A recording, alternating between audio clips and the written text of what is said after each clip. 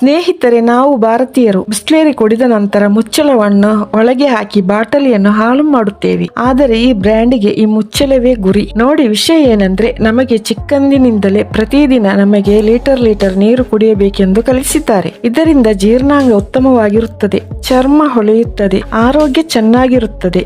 ಆದರೆ ಕೆಲವರು ಎಷ್ಟು ಮೊಂಡರಾಗಿರುತ್ತಾರೆಂದರೆ ನೀರಿನ ಬಾಟಲಿ ಮುಂದಿದ್ದರೂ ಅವರು ನೀರು ಕುಡಿಯುವುದಿಲ್ಲ, ಏಕೆಂದರೆ ಅವರಿಗೆ ನೆನಪಿರುವುದಿಲ್ಲ.